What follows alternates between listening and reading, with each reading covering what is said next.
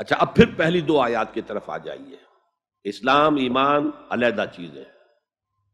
ایمان کی تعریف یقین قلبی دل میں اور جہاد فی سبیل اللہ عمل میں.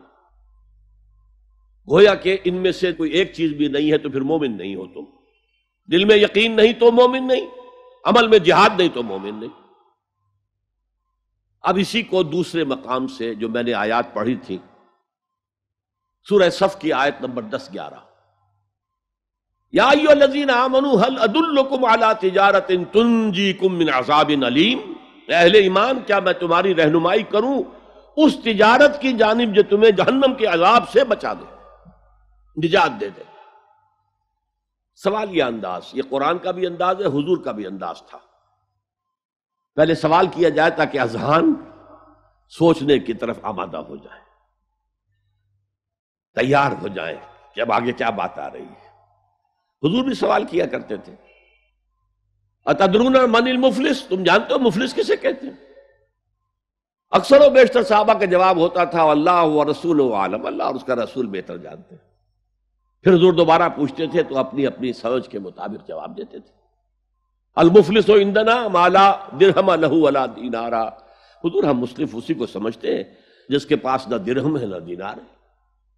فرمایا نہیں، میری امت کا مفلس وہ ہوگا جو قیامت میں حاضر ہوگا تو نمازوں کی بھی بہت بڑی گٹھری لے کر آئے گا، روزے بھی ہوں گے، عمرے بھی ہوں گے، حج بھی ہوں گے، نیکیوں کی بہت بڑی بڑی گانٹھیں ساتھ ہوں گی، لیکن حقوق العباد میں اس نے کوتاہی کی ہوگی.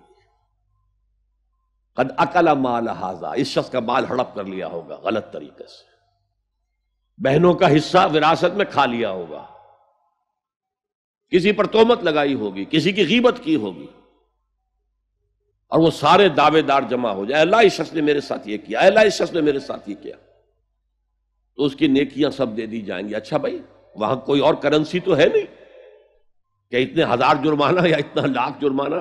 اچھا تم اس کی نمازیں لے جاؤ، تم اس کے روزے لے جاؤ، تم اس کے حج اور عمرے لے جاؤ، خالی ہو گیا. اور دعوے دار اب بھی باقی ہیں، تو ان کے گناہ اب ان کے حساب میں پڑنے شروع ہوں گے، اور وہ ان کے گناہوں کے بوجھ تلے دب کر جہنم میں جھونک دیا جائے. یہ مفلس ہے. یہ انداز تھا، یہ قرآن کا بھی انداز ہے اور یہی حضور کا انداز تھا. یا ایھا الذین آمنوا هل ادلکم علی تجارۃ تنجیکم من عذاب علیم.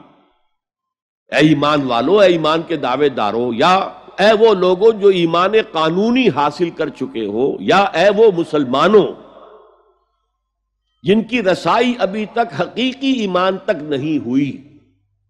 یا ایھا الذین آمنوا هل ادلکم علی تجارۃ تنجیکم من عذاب علیم. کیا میں بتاؤں تمہیں وہ تجارت، وہ کاروبار جس کا نفع کیا ہوگا کہ جہنم سے چھٹکارا پا جاؤ.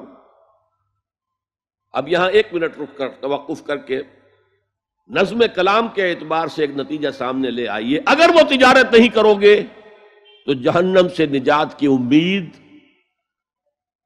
یہ تمہاری وشفل تھنکنگ ہے، تمہاری آرزویں ہیں. تلک امانیہم، یہ ان کی خواہشات ہیں جنہوں نے عقیدوں کی شکل اختیار کر لی. اللہ کا کلام ہے کہ اس میں کوئی شے جو ہے محض شاعرانہ لفاظی کے لیے یا شاعرانہ مبالغے کے لیے تو نہیں ہے نا.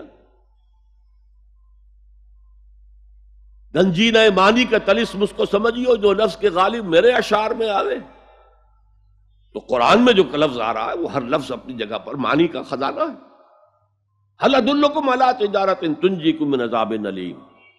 اب جواب سنیے، تؤمنون باللہ ورسولہ، ایمان لاؤ اللہ پر اور اس کے رسول پر جیسا کہ ایمان لانے کا حق ہے. بات وہی ہو گئی نا، وہ پہلا تمہارا قانونی ایمان تھا، اصل ایمان کچھ اور ہے. اسی کو سورہ نساء میں فرمایا یا ایھا الذین آمنوا آمنوا باللہ ورسولہ والکتاب الذی نزل علی رسولہ والکتاب الذی انزل من قبل. اے ایمان کے دعوے دارو، ایمان لاؤ جیسا کہ ایمان لانے کا حق ہے، اللہ پر بھی اور اس کے رسول پر بھی، اور اس کتاب پر بھی جو اپنے رسول پر اس نے نازل فرمائی، اور اس کتاب پر بھی جو پہلے نازل کی تھی. تؤمنون باللہ ورسولہ وتجاہدون فی سبیل اللہ باموالکم وانفسکم. بالکل وہی آیت نمبر 15 بن گئی کہ نہیں سورہ حجرات کی. ایمان لاؤ اللہ پر اس کے رسول پر، یا ایمان رکھو اللہ پر اس کے رسول پر جیسے کہ ایمان کا حق ہے، اور جہاد کرو اللہ کے راہ میں اپنی جانوں اور مالوں کے ساتھ۔ تؤمنون باللہ ورسولہ وتجاہدون فی سبیل اللہ باموالکم وانفسکم ذالکم خیر لکم ان کنتم تعلمون، یہی تمہارے حق میں بہتر ہے اگر تم سمجھو۔ اگرچہ بظاہر تو گھاٹے کا سودا ہے دنیاوی اعتبار سے، اللہ کی راہ میں جہاد کرنا جان کا اندیشہ ہے، قتال کے لیے نکلنا جان کا، جو اگر بچ کے آ گئے تو ایک نئی زندگی سمجھیے، ورنہ انسان میدان جنگ میں جاتا ہے تو جان ہتھیلی پر رکھ کر جاتا ہے۔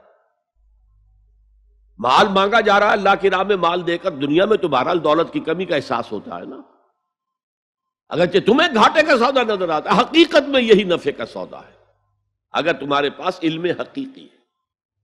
اب ان دو مقامات سے جو نتیجہ میں نے نکالا، there can be no ایمان without jihad فی سبیل اللہ، there can be no salvation on the day of judgment without jihad فی سبیل اللہ۔ خليل بالقرآن هو إمامنا على هداية الله آمتنا، كلام ربنا هدايتنا، عطاء جبريل على رسولنا۔